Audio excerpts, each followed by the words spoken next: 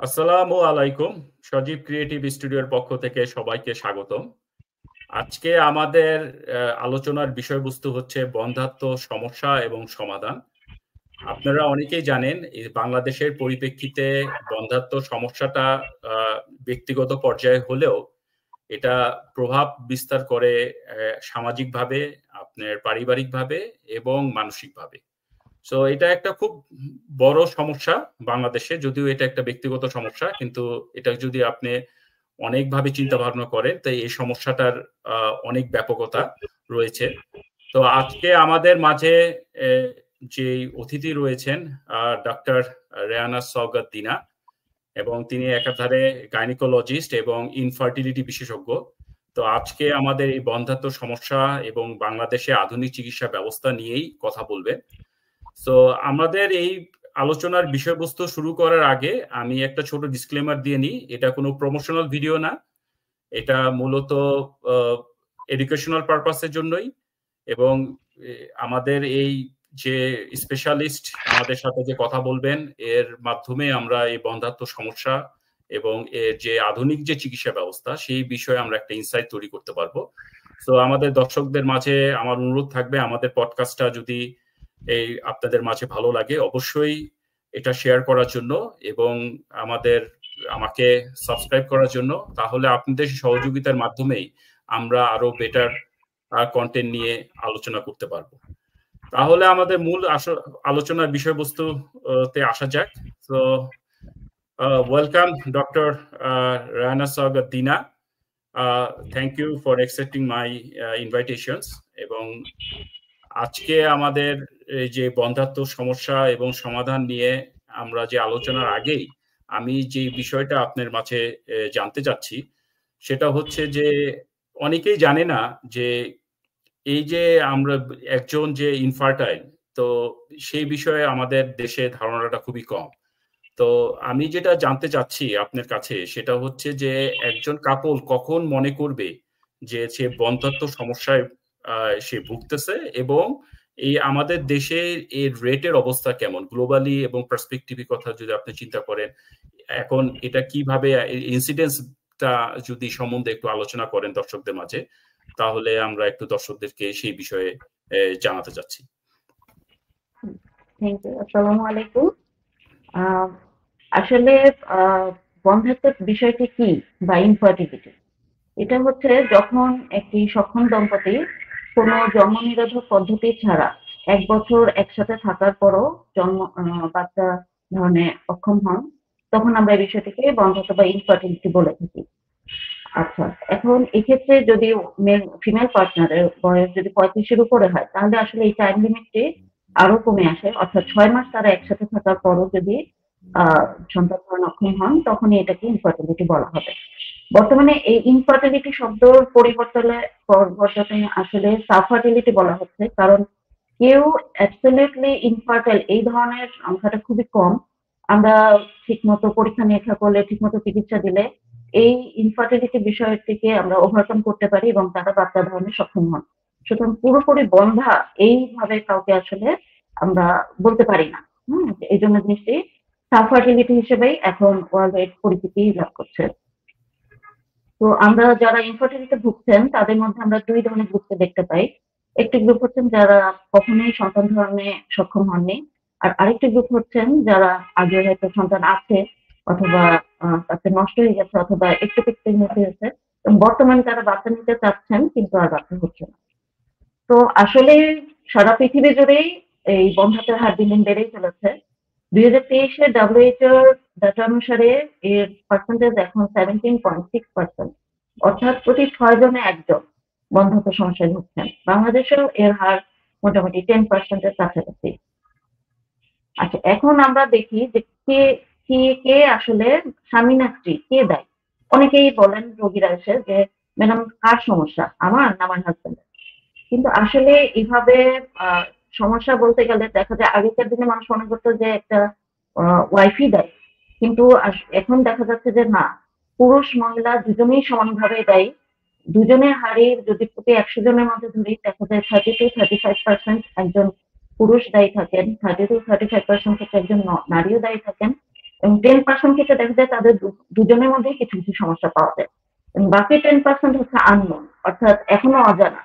অর্থাৎ আমাদের যে সাধারণ পরীক্ষা নিরীক্ষা পদ্ধতি যা আছে সেগুলো দিয়ে দুজনের কারো ক্ষেত্রে কোনো সমস্যাই বের হয় না, কিন্তু দেখা যাচ্ছে কি তারপরে তারা সন্তান জন্মদান দিতে সক্ষম হচ্ছেন না। এখন এই ক্ষেত্রে আমরা যদি বলি যে প্রথমে নারীদের কি কি কারণ রয়েছে, সেক্ষেত্রে এখনকার দিনে যে সমস্যাটা বেড়ে চলেছে, যে অবেসিটি বেড়ে চলেছে, এবং এর জন্য যে সমস্যাটা উঠে আসছে যে অনিয়মিত মাসিক, পলিসিস্টিক ওভারি সিনড্রোম, এইটার কারণেই অনিয়মিত মাসিক হচ্ছে, এবং তারা নিজেরাও বুঝেন যে তাদের অতিরিক্ত মোটা হয়ে যাওয়া, অবাঞ্ছিত চুল গজানো, এই ধরনের সমস্যা তারা ভুগে থাকেন। এবং খুব কিছু ক্ষেত্রে দেখা যায় যে তাদের অনিয়মিত মাসিকের কারণ হচ্ছে তাদের ডিম্বাণু কমে যাওয়া, এই ধরনের। আর কিছু কিছু ক্ষেত্রে দেখা যায় যে জরায়ুর সমস্যা রয়েছে, যেমন বিভিন্ন ধরনের টিউমার, পলিপ, এই ধরনের। আর কিছু ক্ষেত্রে দেখা যায় যে টিউবের ব্লক, এই বিষয়টাও দিন দিন বেড়ে চলেছে। এর কারণ হিসেবে আমাদের এই সাউথ এশিয়ান রিজিয়নে টিবি বা যক্ষ্মা, এটাকে মূল কারণ হিসেবে ধরে নেওয়া যায়। এছাড়াও বিভিন্ন এসটিডি অর্থাৎ সেক্সুয়ালি ট্রান্সমিটেড ডিজিজ, যেমন গনোরিয়া, ক্লামিডিয়া, এগুলোও দেয়। এছাড়া কিছু ক্ষেত্রে আমরা দেখি যে যাদের আগে বিভিন্ন ধরনের এমআর, ডিএনসি অথবা একটিভিস্ট প্রেগনেন্সি ইতিহাস রয়েছে, তাদের ক্ষেত্রেও টিউবটা ব্লক থাকতে পারে। এখন মোটামুটি ওভারি, জরায়ু, টিউব, এই তিনটাই তাদের ক্ষেত্রে মূল কারণ। আর হচ্ছে পুরুষের ক্ষেত্রে দেখা যায় যে তাদের সিমেন অ্যানালাইসিস করলে কারো কারো শুক্রাণুর সংখ্যা কম, অথবা কারো কারো ক্ষেত্রে শুক্রাণু একদম নেই, এরকমও আসে। তো এই পিছনে কারণগুলো কি? এখন এই পুরুষের ক্ষেত্রে দেখা যায় যে 40-50% ক্ষেত্রেই কারণগুলো অজানা, মানে অজানা কারণেই তাদের ক্ষেত্রে এই শুক্রাণুর সংখ্যা কমে যায় অথবা অ্যাবসেন্ট থাকে 40-50% ক্ষেত্রে। এবং বাকি ক্ষেত্রগুলোতেও আমরা পুরুষের ক্ষেত্রেও দেখি যে তাদের অবেসিটিটা একটা মূল কারণ। এছাড়া ভ্যারিকোসেল নামে অন্ডকোষের একটা অসুখ রয়েছে, সেক্ষেত্রেও হতে পারে।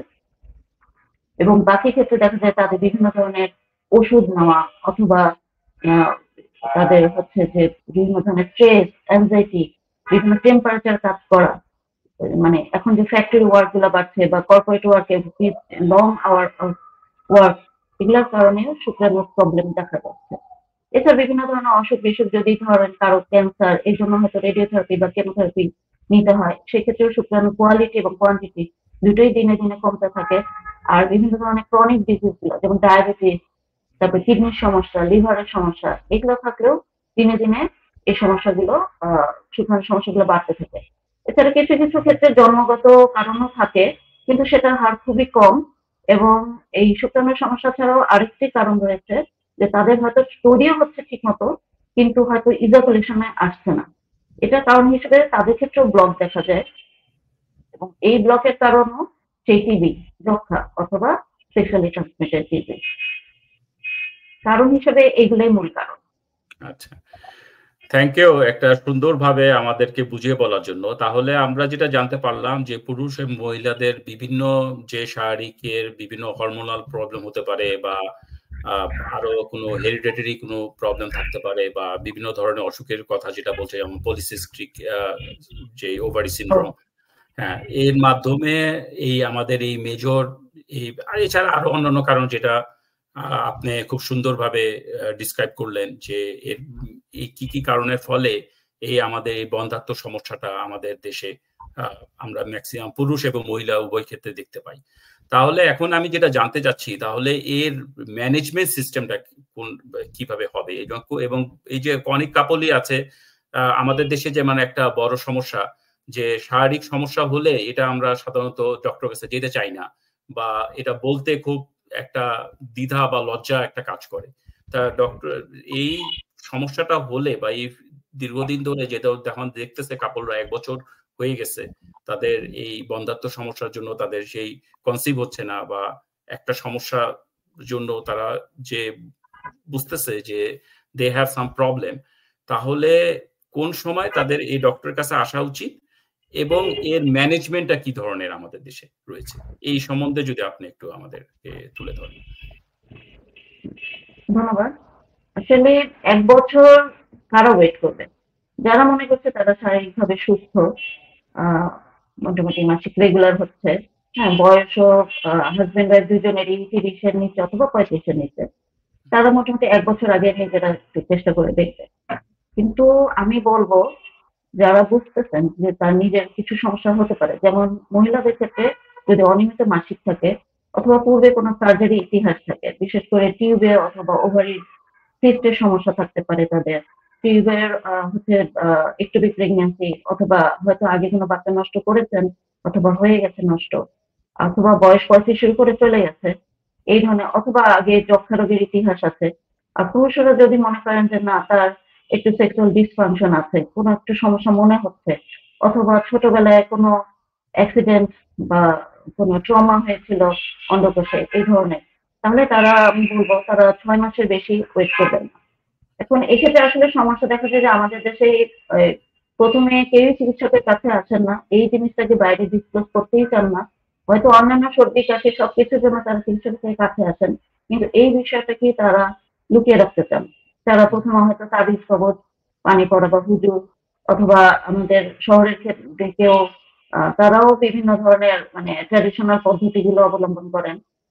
শুধু যে গ্রামে এই জিনিসটা ডিলে করা হয় তা না, শহরেও অনেক শিক্ষিত উচ্চ শিক্ষিত কাপলের মধ্যে এই জিনিসটা দেখা যায়। তারা এমন সময় আসেন যে যখন চিকিৎসাটা আসলে অনেক কমপ্লিকেটেড হয়ে যায়। তাহলে এই ধরনের পেশেন্ট আসার পরে প্রথমে আমরা কি করি? আমরা তাদেরকে আগে কিছু কাউন্সেলিং করি, কিছু শারীরিক পরীক্ষা নিরীক্ষা করি, কিছু টেস্ট করাই। এগুলোর মাধ্যমে আমরা আসলে বুঝতে চাই যে তাদের কোথাও কোনো ডেফিনিট প্রবলেম পাওয়া যায় কিনা, কারণ একটা নির্দিষ্ট সমস্যা পাওয়া গেলে চিকিৎসা পদ্ধতিটা অনেকখানি সহজ হয়ে যায়। যে ওই জিনিসটাকে আমি কারেকশন করলাম, তারপর হয়তো তারা হয়তো স্বাভাবিকভাবেই সন্তান জন্মদানে সক্ষম হবেন। আর কাউন্সেলিং এর মধ্যে যেটা আছে, যে অনেকের ক্ষেত্রে দেখা যায় যে তাদের স্বামী স্ত্রী একসাথে থাকার যে আহ, মানে বিষয়টা, এটা তারা বুঝতে পারে না। অনেকে আছেন যে স্বামী স্ত্রী দূরে দূরে থাকেন, হয়তো সপ্তাহে একবার আসছেন বা মাসে একবার দুইবার, ওনার মনে করেন এই 1 দিন 2 দিন থাকলেই তো বাচ্চা হওয়ার জন্য যথেষ্ট। কিন্তু দেখা যায় যে ডিম্বস্ফোটনে, মানে নারীদের ডিম্বস্ফোটনে কিন্তু একটা নির্দিষ্ট সময় আছে, যে মাসিকের 10তম দিন থেকে 20তম দিন, এই সময়টাই কিন্তু মিস হয়ে যাচ্ছে। এইভাবে কিন্তু তারা 1 বছর 2 বছর কাটিয়ে দিচ্ছেন, কারো কোনো সমস্যা নেই, কিন্তু তাও কেন বাচ্চা হচ্ছে না? তখন আমরা ওই টাইমটাকে বলি যে এই টাইমটাতে না থাকলে তো আসলে হবে না। হ্যাঁ, আর এই যে একটু আগে যেটা বললাম যে মেল পার্টনারের স্ট্রেস, অ্যাংজাইটি, ডিপ্রেশন, টেম্পারেচার, এগুলোতে কাজ করে তাদের কোয়ালিটি অনেক খারাপ হয়ে যায়। হুম, স্পেসিমেন কোয়ালিটিটা, সেটা আমরা বলি যে এগুলো আপনারা একটু ঠিক করেন। হ্যাঁ, তাদের খাওয়া দাওয়া ব্যাপারে কিছু বলি, পুষ্টিকর খাবার দাবার, শাকসবজি, ফলমূল, বাদাম, এগুলো একটু বেশি করে খেতে বলি। আর যদি অবস্থিতি প্রবলেম থাকে দুজনের মধ্যে, সেটা আমরা একটু বলি যে একটু ডায়েটিং করতে, এক্সারসাইজ করতে, এবং পরস্পর একটা কোয়ালিটি টাইম কাটাতে। মেন্টাল স্ট্রেসটাও কিন্তু এখনকার দিনে মানে খুব বড় একটা কারণ হয়ে দেখা যাচ্ছে। আচ্ছা, তারপর আমরা কিছু এক্সামিনেশন করি, টেস্ট করি, এবং পরবর্তীতে আমরা চিকিৎসা শুরু করি। এখন যদি দেখা যায় যে আমরা কোনো কারণ খুঁজে পেলাম, বিশেষ করে ওয়াইফের ক্ষেত্রে প্রথমে যেটা বললাম, পলিসিস্টিক ওভারি, সেটা তো আসলে ওজন, এইটার কারণে মূল কারণ। আমরা ওজনটা কমাতে বলি, কিছু ওষুধ দেই তাতে, যাতে তার হরমোনাল ইমব্যালেন্সটা কারেকশন হয়।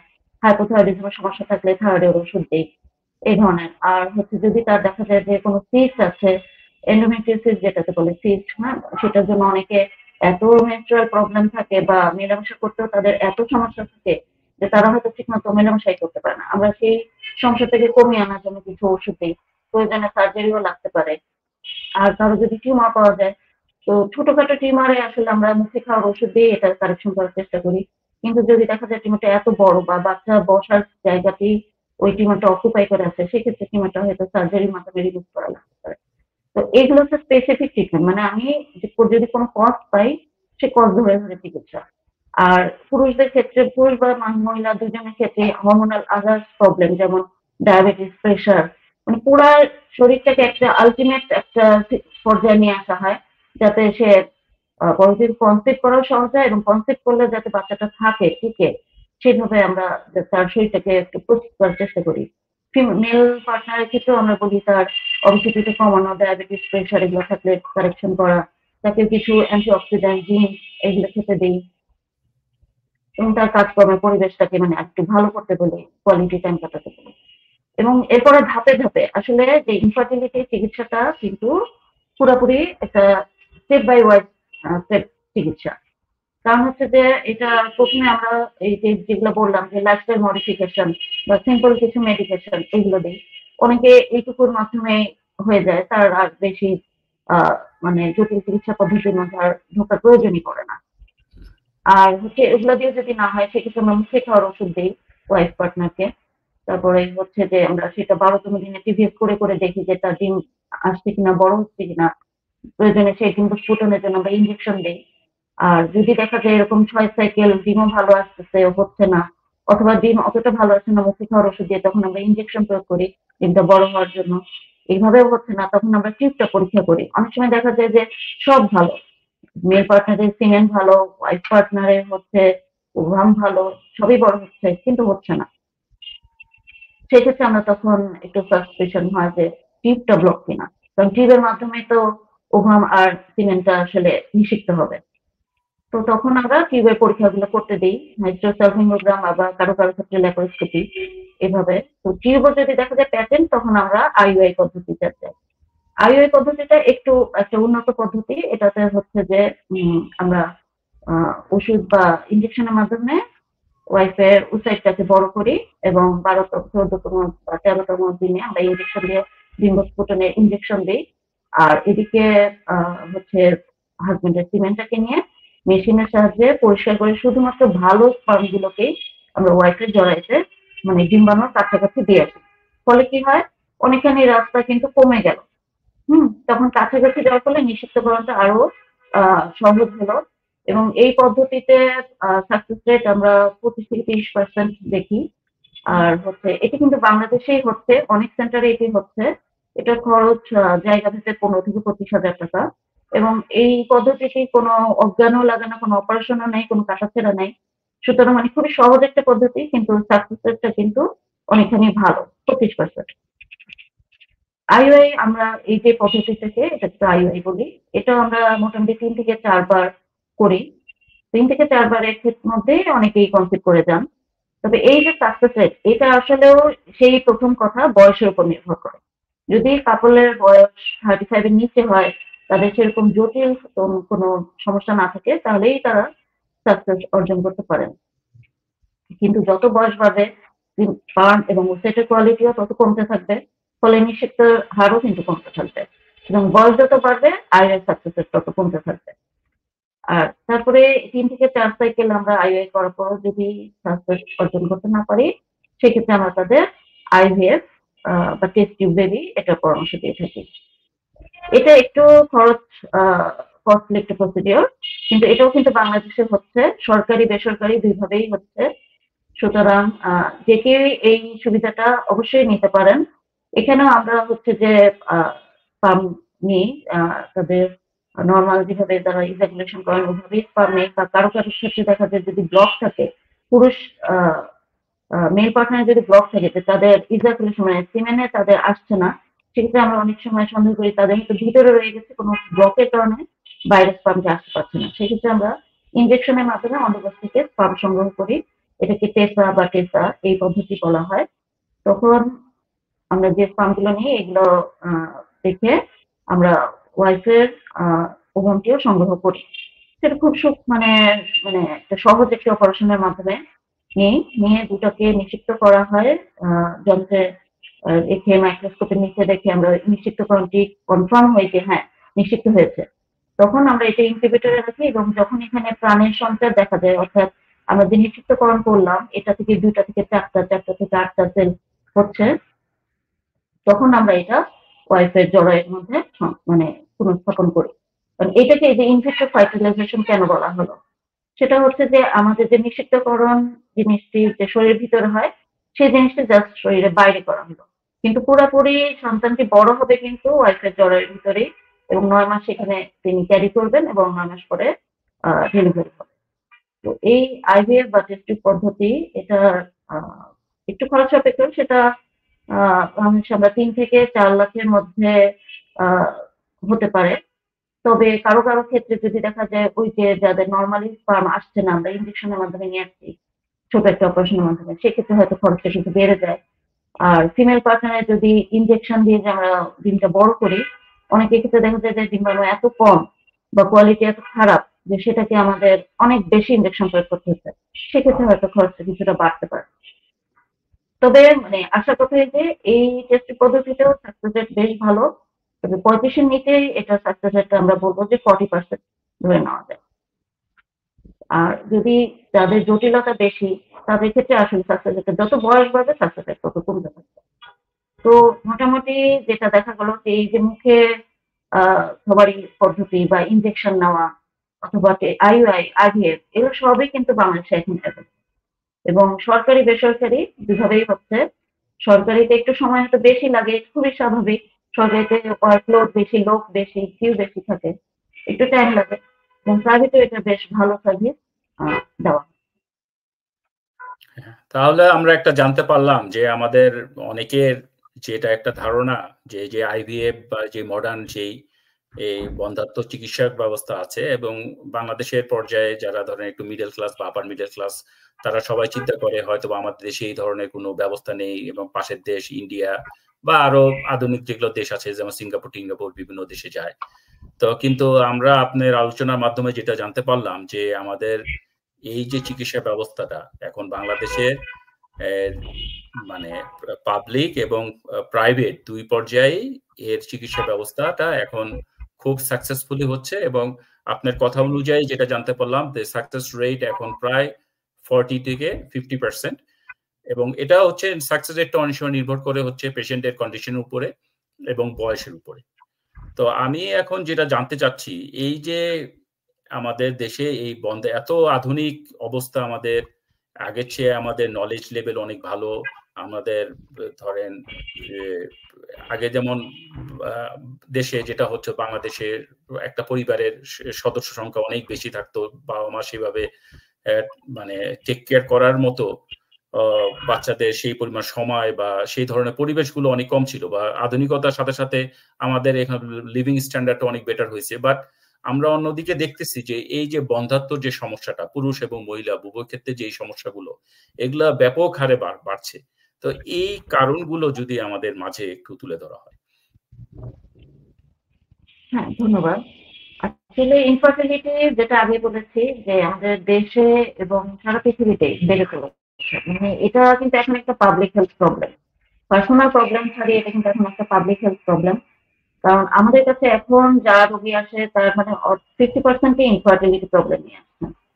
তো আমরা দেখি যে আগের দিনের থেকে আমাদের আসলে এখন কি কি পরিবর্তন হয়েছে, যে জিনিসগুলো আসলে এই যে নতুন দিনের যে নতুন সমস্যা এগুলো তৈরি হচ্ছে। প্রথমে আমি বলবো বয়সের বিষয়টি। বয়সের বিষয়টি হচ্ছে যে আমাদের এখন এডুকেশন ক্যারিয়ার সবকিছু মিলে ছেলেমেয়েরা একটু দেরিতেই বিয়ে করছেন, হয়তো কারো কারো 30 পেরিয়ে যাচ্ছে এবং বিয়ে করার পরে তারা বাচ্চা নিতেও একটু দেরি হচ্ছে। তো এই ক্ষেত্রে আমি বলবো যে আসলে ফ্যামিলি কমপ্লিট বিষয়টি 30 থেকে 35-এর মধ্যে, মানে বেটার 30-এর মধ্যে করলে সবচেয়ে বেশি ভালো। এবং এক্ষেত্রে যে শুধু যে মেয়ের ক্ষেত্রে এটা মানে প্রযোজ্য তা কিন্তু না। দুজনেরই যে স্পার্ম এন্ড ওসাইট কোয়ালিটি এবং কোয়ান্টিটি, পরিমাণও কমে যাচ্ছে এবং কোয়ালিটিও কমে যাচ্ছে। একটা ত্রুটিযুক্ত স্পার্ম বা ত্রুটিযুক্ত ওসাইট, এটা দিয়ে যে এখন আমাদের যে ডাউন সিনড্রোম অথবা অটিজম এগুলো যে বেড়ে চলছে এটাও কিন্তু দায়ী। মানে ইনফার্টিলিটির সাথে সাথে কিন্তু এই বিষয়গুলো চলে আসে যে হয় বাচ্চা হবে না বা বাচ্চা হলেও এ ধরনের সমস্যা দেখতে পাচ্ছে। মানে পুরোটাই কিন্তু আসলে ফ্যামিলি প্রবলেমের পরবর্তী মানে সোশ্যাল প্রবলেমটা, এটা একটা 1 নম্বর সমস্যা। 2 নম্বর সমস্যা হচ্ছে অবেসিটি। হ্যাঁ, এটাও কিন্তু বেড়ে চলেছে। মানে মেল ফিমেল 2 পার্টনারের ক্ষেত্রে এই প্রবলেমগুলো দেখা যাচ্ছে এবং এর ক্ষেত্রে দেখা যাচ্ছে তাদের ডায়াবেটিস হচ্ছে। ডায়াবেটিসে আর হচ্ছে যে মেয়েদের ক্ষেত্রে যেটা দেখা যাচ্ছে যে অনিয়মিত মাসিক হচ্ছে, ডিম্বস্ফুটন হচ্ছে না এবং অনেক ওষুধ অনেক ইনজেকশন প্রয়োগ করার পরেও আমরা কোনোভাবেই একটা ভালো ইফেক্ট আনতে পারি না। এবং চিকিৎসা পদ্ধতিটাও অনেক লেংদি হয়ে যাচ্ছে, যে সময় লাগছে। তো এটা ঠিক যে পলিসিস্টিক ওভারি সিনড্রোম কিন্তু অন্যান্য যে ইনফার্টিলিটি ফ্যাক্টর গুলো আছে তার থেকে বেটার। কারণ এখানে এই যে লাইফস্টাইল মডিফিকেশনের মাধ্যমে আসলে খুব সহজেই একটা মেয়ে যদি চায় যে আমি মানে যেভাবেই হোক আমি আমার ওয়েটটা কমাবো, তাহলে কিন্তু এটা খুব মানে ভালো একটা চিকিৎসা রয়েছে। অন্যান্য বিষয়গুলো কিন্তু অন্যান্য যে ইনফার্টিলিটি ফ্যাক্টর গুলো আছে ওগুলো কিন্তু আরো জটিল। এইটা একটা অবেসিটি গেল। তারপরে হচ্ছে যে আমরা বলবো যে এখনকার দিনে যে আমাদের মানে কর্মক্ষেত্রে ওয়ার্ক আওয়ারটা যে এত লং এবং এত স্ট্রেসফুল, তো স্ট্রেস এবং এই যে স্ট্রেসটা নিয়ে সে বাসায় আছে, অ্যাংজাইটি, সবসময় একটা ডিপ্রেশন, একটা টেনশন, এটা মেল ফিমেল দুজনের ক্ষেত্রেই, ফ্যামিলি প্রবলেম হোক বা বাইরের জ্যাম, হ্যাঁ, এইসব কারণেও কোয়ালিটি কমে যাচ্ছে। হ্যাঁ, তাদের কোয়ালিটি টাইমটাও কমে যাচ্ছে এবং কর্মক্ষেত্রের কোয়ালিটিও কমে যাচ্ছে।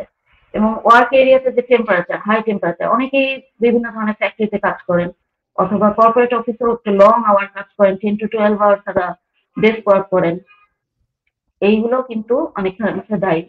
আর এখন যে আরো রিসেন্ট যে বিষয়গুলো এখন, যে মোবাইল ফোন ছেলেরা পকেটে ক্যারি করেন, এটা কিন্তু গরম হয়ে যায়, এখানে রেডিয়েশন আছে। তারপরে ল্যাপটপ যদি তারা বাইরে ব্যবহার করেন, মানে ল্যাপের উপর রেখে, মানে তারা থাইয়ের উপর রেখে ইউজ করেন, এটাও কিন্তু টেম্পারেচার ক্রিয়েট করছে।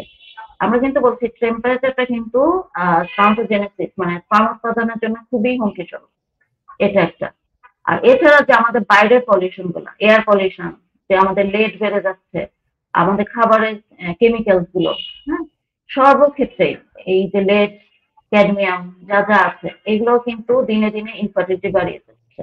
আমরা মনে করি গ্রামের মানুষ খুব ফার্টাইল, তাদের বছর গেলেই বাচ্চা হয়, কিন্তু এখন কিন্তু দেখা যাচ্ছে আমাদের কৃষক ভাইয়েরাও কিন্তু অনেকে আসছেন। কেন? তারা কিন্তু খুব বেশি পরিমাণে পেস্টিসাইড, ইনসেক্টিসাইড এগুলো ইউজ করেন, এগুলোর খুবই খারাপ ইফেক্ট। তারপরে তার মানে কি শহর গ্রাম দুইখানে কিন্তু বেড়ে চলছে। তবে আমাদের বাতাসে বায়ু দূষণ আছে, পানি দূষণ, খাবারের মধ্যে দূষণ, এগুলো তো আছেই। তারপরে আমাদের সাউন্ড পলিউশন অনেক বেশি, সাউন্ডও কিন্তু এই ক্ষেত্রে খুবই একটা খারাপ ভূমিকা পালন করে। আর হচ্ছে যে সেক্সুয়ালি ট্রান্সমিটেড ডিজিজ, এটাও এই যে দিন দিন এখন আমাদের সোশ্যাল অনেক চেঞ্জ আসছে। সেক্সুয়াল ট্রান্সমিটেড ডিজিজ শুধু যে এইচআইভি ইনফেকশনই হয় তা না, এটা ছেলে মেয়ে উভয়ের ক্ষেত্রে, যে আমি বললাম যে টিউব থাকে, ছেলেদের ক্ষেত্রেও স্পন্ডোজেনেসিস হওয়ার পর এটা বাইরে বের হওয়ার জন্য যে টিউবটা থাকে, এটা ব্লক হয়, ফিমেলের ক্ষেত্রেও ব্লক হয়। তারপরে হচ্ছে যে হয়তো তারা কনসিভ, অনেকে কেউ করতে পারেন কিন্তু বারবার অ্যাবর্শন হয়ে যায়, এসটিডি এর জন্য দায়ী। আর এছাড়া কিছু বলবো যে কিছু সার্জারি, যেমন অনেকে হয়তো এখন বাচ্চা নেবেন না, এমআর করে ফেললাম, হ্যাঁ, অথবা বাচ্চা নষ্ট হয়ে গেল, ডিএনসি করে ফেললাম।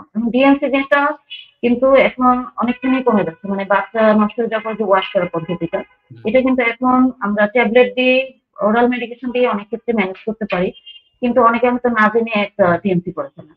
এই যে আননেসেসারি সার্জারি, যে এমআর ডিএনসি, অথবা কারো হয়তো এক্টোপিক হলো, হ্যাঁ, অথবা অ্যাপেন্ডিসেক্টমি হলো, যে কোনো একটা সার্জারি, এইগুলোর ক্ষেত্রেও কিন্তু টিউব ব্লকের হারটাও দিন দিন বেড়ে চলেছে। তো আমি বলবো ওভারঅল হচ্ছে যে বা মানে আমাদের মেল ফিমেল উভয়কে সচেতন হতে হবে এবং বাবা মাকেও আসলে সচেতন হতে হবে তার ছেলে মেয়ের জন্য। কেন? সেটা হচ্ছে যে কিছু কিছু জিনিস আছে যে আমাদের ছোটবেলা থেকেও এই প্রবলেমটা হয়। যেমন আমার একটা পেশেন্ট আছে, তার মা নেই, তার কিন্তু ছোটবেলায় মাম্পস হয়েছিল, এটা কিন্তু আমাদের ছেলেদের অন্ডকোষেও আক্রান্ত হয়, হ্যাঁ। ফলে ওই ছেলে কিন্তু মানে চিকিৎসকের কাছে যায়নি, যেহেতু মা নেই, হয়তো ওরকম নিয়ে যাওয়ার লোক ছিল না বা ওরকম সচেতনতা ছিল না। সে ছেলে কিন্তু এখন তার মানে স্পার্ম কোয়ালিটি খুবই খারাপ, প্রায় মানে অ্যাজোস্পার্মিক, মানে নাই বললেই চলে। মানে এই জিনিসটা বাবা মাকে মানে ছোটবেলা থেকে ছেলে সন্তান মেয়ে সন্তান দুজনের ক্ষেত্রেই বেশ ভালো মতো খেয়াল রাখতে হবে। কারণ হচ্ছে এই যে স্মার্ট বললাম, এটা থেকে প্রবলেম হয় অনেক ক্ষেত্রে। এছাড়া যে কোনো প্রকার অ্যাক্সিডেন্ট, সে ওখানে ব্যথা পেলো, হ্যাঁ, পড়ে গেল, হ্যাঁ, এই যে কোনো সমস্যাতে আমাদের কিন্তু আসলে দ্রুত চিকিৎসকের শরণাপন্ন হতে হবে। এটাই। আর কারো ফ্যামিলিতে যদি ইনফার্টিলিটি প্রবলেম থাকে, সেক্ষেত্রে কিন্তু তাদের একটু আগে থেকেই সচেতন হতে হবে যে তারা বিয়ের পরে, ওই যে যেটা বললাম যে 1 বছর ওয়েট না করে একটু আগেই হয়তো আসবে, কারণ ফ্যামিলিয়াল প্রবলেম গুলা এগুলো অনেক কিছু কিন্তু জেনেটিক, যে একজনের থাকলে কিন্তু আরেকজনের হতে পারে। তো মোটামুটি এইভাবে আমরা আসলে সচেতনতাও তৈরি করব এবং এইভাবে আমরা আসলে ওয়ার্ল্ডের যে বেড়ে যাচ্ছে রাইজিং ট্রেন্ডটা ইনফার্টিলিটি, এটা আসলে আমাদের কমিয়ে আনবে। তো থ্যাংক ইউ ডক্টর দিনা, খুব সুন্দরভাবে বুঝিয়ে বলার জন্য যে কিভাবে রেটগুলো আমাদের বেড়ে যাচ্ছে এবং এই যে বিভিন্ন আমাদের শারীরিক এবং আমাদের যে কর্মক্ষেত্রে থেকে আরম্ভ করে যে আমরা যে বিভিন্নভাবে রেডিয়েশন এক্সপ্লোর হচ্ছি, যার ফলে দেখা গেছে যে পুরুষ এবং মহিলা এবং আমাদের শারীরিক যে আগে যেরকম আমাদের একটা শারীরিক পরিশ্রম ছিল, এখন আধুনিকতার ফলে এই শারীরিক পরিশ্রমটাও কমে গেছে। তো এটার ফলে দেখা গেছে অবিসিটি বেড়ে গেছে, এবং এই শারীরিক পরিশ্রম না হওয়ার জন্য আমাদের অনেক ধরনের শারীরিক প্রবলেম হচ্ছে, যেমন diabetes is one of the major reason. এগুলো অনেক ধরনের জিনিস খুব সুন্দরভাবে দর্শকদের মাঝে তুলে ধরার জন্য ধন্যবাদ। তো এখন আমরা প্রায় আমাদের অনুষ্ঠানের শেষ পর্যায়ে চলে আসছি। তো আমি যেটা জানতে চাবো আপনার কাছে, যে আপনার এই আমাদের এই টোটাল জনসাধারণের জন্য, আমাদের দর্শকদের জন্য আপনার মেসেজটা কি থাকবে, যে এই যে বন্ধ্যাত্ব আমাদের এখন একটা জাতীয় সমস্যা তৈরি হয়েছে, এবং সেই সাথে এটার যে একটা ইম্প্যাক্টটা আমি আগেই যেটা বলেছি, সেটা পারিবারিক একটা ইম্প্যাক্ট তৈরি হয়, এবং এর সাথে মানসিক একটা ইম্প্যাক্ট তৈরি হয়, এবং উভয় ক্ষেত্রে যেটা একটা সোশ্যাল একটা যে ইম্প্যাক্ট তৈরি হয়, সেটার থেকে সেই আলোকে যদি আপনি যে আপনার ফাইনাল মেসেজটা কি হবে আমাদের দর্শকদের জন্য? ধন্যবাদ। আসলে পুরো আলোচনাটার মধ্যে আমি একটা জিনিসই এমফাসিস দেওয়ার চেষ্টা করেছি, যে বয়স, এই বিষয়টা। বয়স এখন হচ্ছে যে আমাদের দেশে অনেকেই হাজবেন্ডরা কিন্তু ডাক্তারের কাছে আসতে চান। তো আমার প্রথম মেসেজ এটাই, যে সচেতন হন। আপনারা হাজবেন্ড ওয়াইফ দুইজনই কথা বলেন যে আসলে আমাদের কখন ডাক্তার কাছে যেতে হবে, এবং দুজনই এই যে বাকি যে ট্র্যাডিশনাল ট্রিটমেন্ট বা এর কথা শোনা, ওর কথা শোনা, বিভিন্ন ধরনের হোমিওপ্যাথি, এই ধরনের চিকিৎসার আশ্রয় না নিয়ে আপনারা একজন যথাযথ চিকিৎসকের পরামর্শ নেন, এবং এটা সময় মতো নেন। কারণ সময়ের কাজ সময় না করলে আসলে পরে এটা এত জটিল আকার ধারণ করে যে আমাদের পক্ষে অনেক সময় এটা একটা সলিউশন দেওয়া সম্ভব হয় না। সুতরাং তাড়াতাড়ি আসবেন, স্বামী স্ত্রী উভয়ই আসবেন, এবং মোটামুটি ধৈর্য ধরে এই চিকিৎসার সাথে আমাদের সাথে থাকবেন। কারণ এই যে বললাম, প্রথমে কিন্তু আমরা অ্যাডভান্স ট্রিটমেন্ট গুলো দিই না, স্টেপ বাই স্টেপ। প্রথমে কিছু ওষুধ, ইনজেকশন, আইভিআই, আইভিএফ, এভাবে। তো অনেকে আছেন যে হ্যাঁ কিছুদিন চিকিৎসা করলেন, 2 মাস 3 মাস, তারপরে হলো না, আবার 2 বছর গ্যাপ দিয়ে দিলেন। এই 2 বছরে কিন্তু ওনাদের শারীরিক জটিলতা গুলা অনেকখানি বেড়ে যায়। 2 বছর পরে যখন আসেন তখন দেখা যায় যে আর উসাইট নাই, ফার্ম নাই, বয়সের সাথে সাথে সেগুলো কমে গেছে। এইটাই, তখন কিন্তু অনেক কঠিন হয়ে যায়। এটা 1 নম্বর। আর 2 নম্বর হচ্ছে যে আসলে আমাদের দেশ কিন্তু চিকিৎসা ক্ষেত্রে অনেকখানি এগিয়ে গেছে। সুতরাং আপনারা আগের মতো আসলে এরকম আর নাই। হ্যাঁ, আমাদের পরীক্ষা নিরীক্ষা পদ্ধতি অনেক উন্নত হয়েছে। তারপর আমরা ফার্টিলিটি স্পেশালিস্ট, এখন আমরা এই ডিগ্রিটা, এফসিপিএস যে ডিগ্রিটা, এটা আমরা এখন অনেকেই অর্জন করতে সক্ষম হয়েছি, এবং বিভিন্ন জায়গায় আমরা আছি আপনাদের সেবা দানের জন্য। তাই হচ্ছে যে আর যে চিকিৎসা পদ্ধতিগুলো, এগুলোও অ্যাভেলেবল হয়েছে। আমি যেটা বললাম যে আইভিএফ বা টেস্ট টিউব পদ্ধতি, এবং এর পরবর্তীতে আরো কিছু রিসেন্ট অ্যাডভান্সমেন্ট হয়েছে। যেমন অনেকে দেখা যায় যে ডিম নাই, ডিম কমে গেছে, সেক্ষেত্রে কিন্তু আমরা পিআরপি, স্টেম সেল থেরাপি, এগুলো কিন্তু দেশেই হচ্ছে। এগুলো আরো একটু উন্নত, যাতে তাদের বিভিন্ন ধরনের ইনজেকশন প্রযুক্তির মাধ্যমে আমরা ডিমান্ডটা বাড়ানোর চেষ্টা করি। হ্যাঁ, কোয়ালিটি কোয়ান্টিটি দুটোই বাড়ানোর চেষ্টা করি। তো সুতরাং এই পদ্ধতিগুলো আপনারা নিবেন, এবং দেশে থাকলে যেটা, যে আপনাদের ফলো আপ প্রতি মাসে মাসে কিন্তু অন্তত একবার হলেও ডাক্তারের কাছে আসতে হয়, যে 12তম দিন আমরা টিভিএস করে দেখি যে কতটুকু কি হচ্ছে। এটা কিন্তু মোটামুটি কারো কারো ক্ষেত্রে একটু দীর্ঘমেয়াদী প্রক্রিয়া, যা আমাদের 6 মাস থেকে 1 বছরও লাগে কারো কারো ক্ষেত্রে। এটা নিশ্চয়ই বাইরের দেশে গিয়ে এই 6 মাস থেকে 1 বছর থাকাটা, এটা অনেকের পক্ষেই সম্ভব হয় না। তখন তারা কিন্তু এই চিকিৎসাটাকে বন্ধ করে দেন, যে না আমি তো 1 বছর কোথাও গিয়ে থাকতে পারবো না, বা এই যে পরিমাণ টাকা পয়সা প্রয়োজন সেটা কারো কারো ক্ষেত্রে এটা সম্ভব হয় না। সুতরাং আপনি যে বাইরে খরচটা করবেন, এটা কিন্তু আপনার নিজের লস, দেশেরও এটা কিন্তু ক্ষতি। সুতরাং আপনারা এখানে চিকিৎসা নেন, এখানে আমাদের যথেষ্ট, আমি বলবো যে উন্নত হয়েছে, আপনারা এটা নিশ্চিত থাকতে পারেন। এই দুটোই আসলে আমি বলতে চাই। আর লাস্টে আমি একটা কথা বলতে চাই, যে নেভার লুজ হোপ। কারণ হলো যে অনেকের যে একটা বয়সের পরে 35 বা 40 পর্যন্ত আইভিএফ করলে সাকসেস অর্জন করতে পারেন। সেই ক্ষেত্রে কারো যদি লাস্টে দেখা যায় যে না, স্পার্মও নাই, ওসাইটও নাই, এতই কমে গেছে যে কোনোভাবে এটা আসছে না, সেক্ষেত্রে ডোনারিজম, অর্থাৎ স্পার্ম ডোনেশন নেওয়া যায়, ওসাইট ডোনেশন নেওয়া যায়। এইসব ক্ষেত্রে আসলে আমাদের দেশে ইসলামিক ব্যাকগ্রাউন্ডে এগুলো আসলে অ্যাকসেপ্টেড না। আমাদের দেশেও এইগুলো আসলে করা হয় না। এইসব ক্ষেত্রে আপনারা হয়তো বাইরের দেশের মানে হেল্প নিতে পারেন, স্পার্ম, উসাইট অথবা এমব্রায়ো, এগুলো ডোনেশন নেওয়া যেতে পারে। আর লাস্ট রিসোর্ট হচ্ছে যে আসলে একটা বাচ্চা হয় জীবনের শেষ কথা না, বাচ্চা অবশ্যই দরকার, কিন্তু যারা একদমই খুবই ফ্রাস্ট্রেটেড আমি দেখেছি তারা মানে নিজেদের যত্ন নেবেন। হ্যাঁ, আপনিও স্রষ্টার একটি মানে শ্রেষ্ঠ সৃষ্টি, এটা মনে রাখবেন। আপনিও একজনের বাচ্চা, আচ্ছা আপনার ওয়াইফও একজনের সন্তান। আপনাদের মানে এক্সিস্টেন্স এই পৃথিবীতে মানে অনেক জরুরি, অনেক প্রয়োজন, এবং আপনিও এই পৃথিবীতে অনেকখানি অবদান রেখে যেতে পারেন। সুতরাং আপনি চেষ্টা করবেন, কিন্তু যদি না হয় সেটাও আসলে এত হতাশ হবার কিছু নাই। আপনার এক্সিস্টেন্সটাকে আপনি একটা ফ্রুটফুল হিসেবে আপনি দেখতে পারেন, পৃথিবীর জন্য আপনি একটা নিশ্চয়ই অবদান রেখে যেতে পারবেন।